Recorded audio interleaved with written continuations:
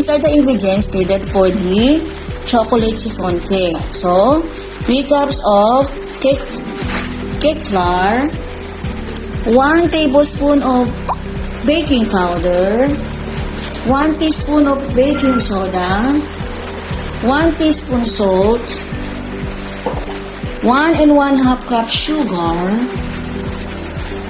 1/2 cup cocoa powder, and 1 cup vegetable oil.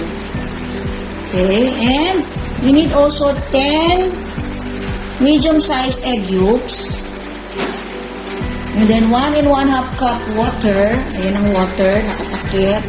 So, i-open ko lang. So, you will see 1 and 1/2 cup water, and then 1 teaspoon of cream of tartar, and 1 cup of sugar. That 1 cup of sugar will be used for meringue. So, we also need 10 egg whites. Okay?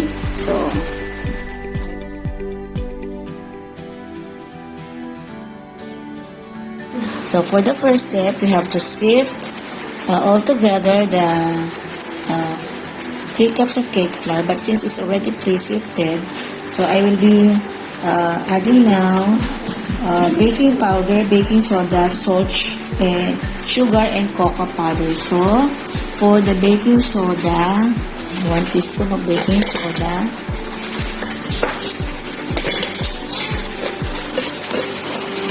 Okay, wait, 1 teaspoon of baking soda. And then 1/2 teaspoon of salt. Ano yan? Atin na. Then 1 and 1/2 cup sugar. Kumaingay. 1 and 1/2 cup sugar. Then next is the cocoa powder.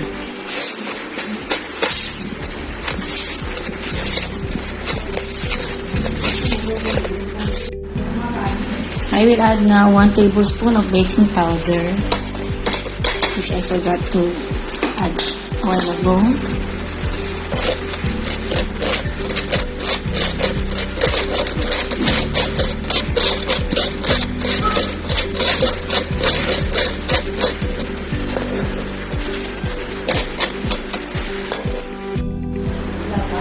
And then add 1/2 cup of cocoa powder.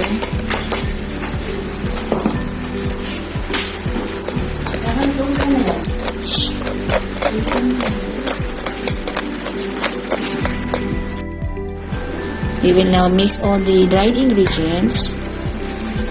So after mixing this very well,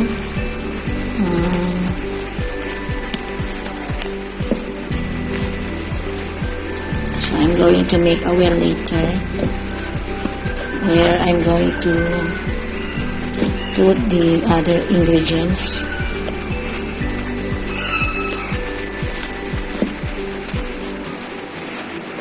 So if it's already, all the ingredients is already mixed, it's already mixed very well, we could add now the other ingredients. But of course, we need to make a well first.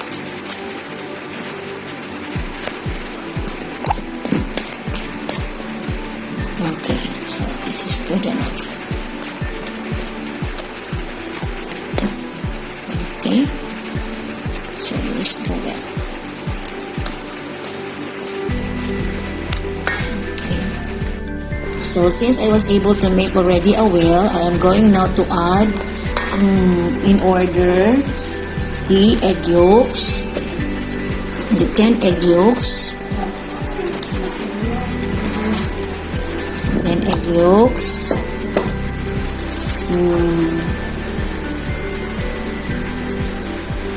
water, oil, 1 cup of oil, water, and 1/2 cup water, and vanilla.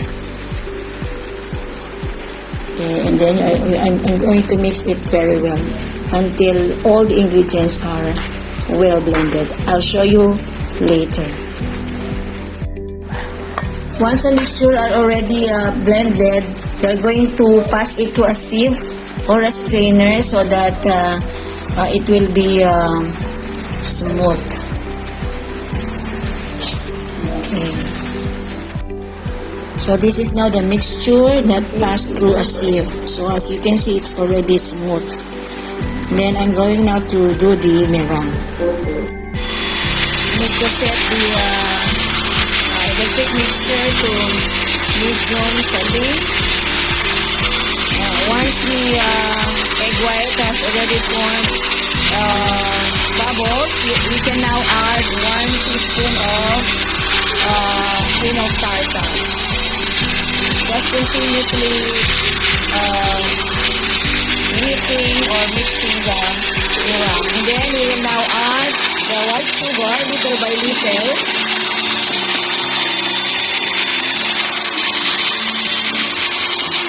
Again. Another.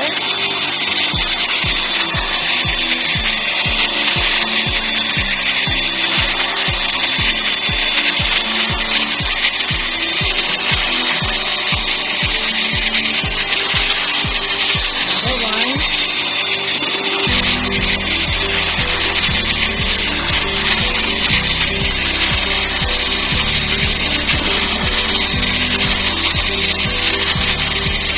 To add the last remaining sugar.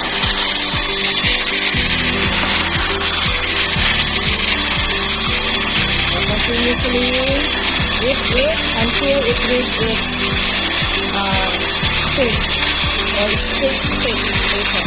Just continue whipping it with an electric mixer. So it already forms thick. And then to test if it is successfully done, so we will just turn over the icing. So wala naman siyang nahulog. So it means to say it's already successful.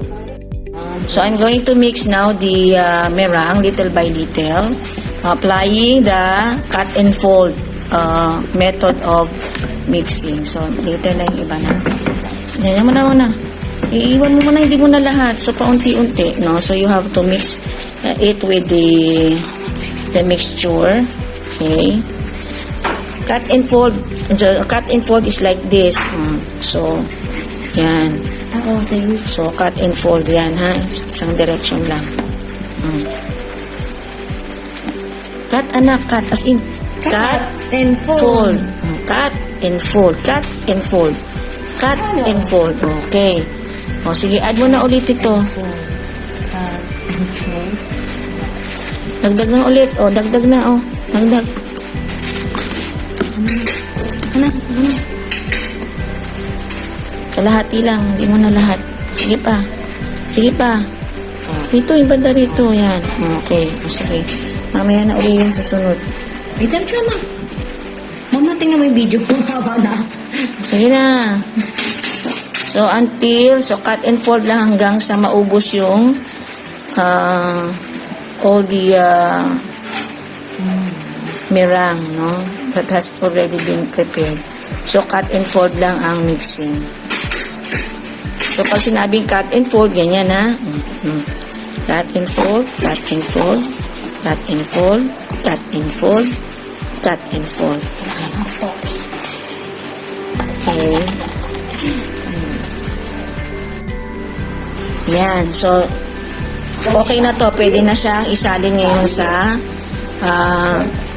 sa pre-greased round pan. Depende kung anong available yung pan. O, pwedeng may heart shape na pan, meron namang rectangular pan, or you can use a round pan. So, isasalin na namin, okay? So, it is already in the oven. Approximately, that is 12 inches round pan. Pero dahil maliit lang yung pan, naging 2 pan siya. Okay, so it is set to 45 minutes. And it will be baked for 45 minutes. Okay? So, only for 45 minutes. So, dahil na-preheat na siya kanina and I was able to put it already approximately 5 minutes ago. And the baking temperature is 350 degrees Fahrenheit or 150 degrees Celsius to 170 degrees Celsius for 45 minutes. Okay? So, keep a close watch on your... So, these are the ingredients for the ganache. So, we need 1 cup of chocolate powder, 2 cans of condensed milk, and then 1/2 cup of butter, and then I added 1 teaspoon of coffee just to add a bitter taste for the mixture, and then pinch of salt or pinches of salt once I already mixed it in a pan, okay, in a rectangle pan, okay. So later you will see how we will set the stove for cooking. So this is now the result of the mixture of butter, condensed milk, coffee, and cocoa powder plus a pinch of salt. Then we will put it already on the stove for a very low.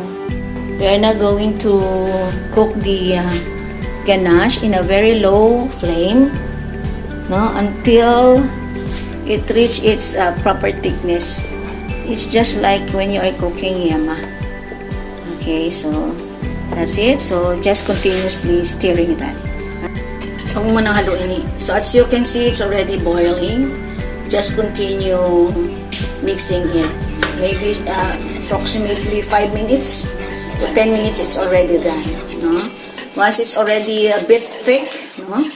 So we can remove that from the... This is now the result of the first baked chocolate chiffon cake. Ayan na po siya. So later I will remove that from the round pan. Medyo kailangan mo na siyang i-cool. Palamigin mo na. Okay. First piping bag that I was able to buy in Lazada for 68 pesos at 100 pieces. So we will know later if it is of good quality. Alright? Alright. The ganache, no, na napalamig na. So it's already cool or cold now. It's ready for applying on top of the baked cake. Okay, so yan.